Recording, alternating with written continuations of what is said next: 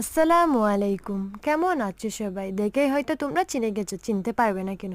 এটি একটি প্রায়শই দেখা যায় কমন একটি প্লান্ট। এটির নাম হচ্ছে কোলিয়াস প্লান্ট।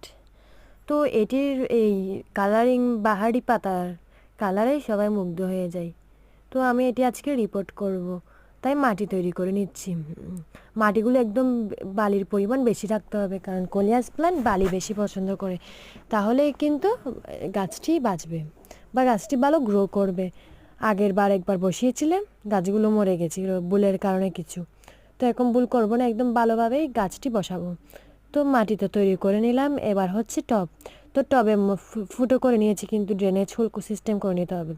তো ড্রেনেজ সিস্টেম করার জন্য আমি গ্রো ব্যাগ যেগুলো থাকে সেগুলোর একটি এরকম ছোট্ট দিয়ে দিচ্ছি। তারপর হচ্ছে যে ড্রেনেজ সিস্টেম তো হয়ে গেছে, এবার মাটি দিতে হবে আমাদের ধাপে ধাপে। প্রথম লেয়ার মাটিগুলো আমরা দিয়ে দিচ্ছি। তো যতটুকু অবধি মাটি দিতে হবে, তোমরা যতটুকু পরিমাণে মাটি দিতে হবে টব অনুযায়ী আর কি, তো ততটুকু মাটি দিয়ে দিব। তারপর এটিকে আগের টবটি থেকে বের করে নিব। 2-3 বার জাকার দিলে বা এরকম নাড়াচাড়া করলেই বের হয়ে যাবে।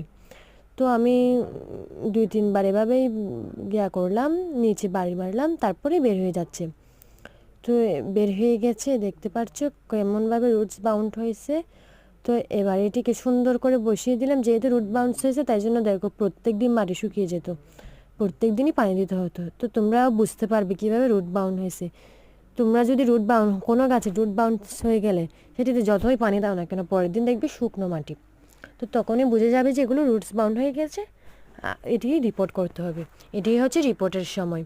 তো সুন্দরভাবে রিপোর্ট করে দিলাম। তারপর উপরে আবার মাটির লেয়ারটা দিয়ে দিলাম। এটা হচ্ছে দ্বিতীয় ধাপের মাটির লেয়ার হয়ে গেল। মাটির লেয়ার দেওয়া, তারপর দিব হচ্ছে পানি। তো একদম যতটুকু মাটি দিতে হবে ততটুকু মাটি দিয়ে দিবে একদম বেশি করে। তারপর আমরা পানির স্প্রে করে দিব। পুরো চারিপাশে পানি স্প্রে করা শেষ হলে একটা ছায়াযুক্ত ভালো স্থানে রেখে দিতে হবে, তাহলে আমাদের কাজ শেষ। তো আমিও একটি ছায়াযুক্ত স্থানে রেখে দিলাম। আর আজকের জন্য এতটুকু, সবাই ভালো থেকো। আর আমার ভিডিও রেগুলারলি পাওয়ার জন্য চ্যানেলটি সাবস্ক্রাইব করে রাখো। আর ভিডিওটি ভালো লেগে থাকলে একটি লাইক করে দিও। আর সবাই বেশি বেশি করে কমেন্ট করো। ওকে, বাই।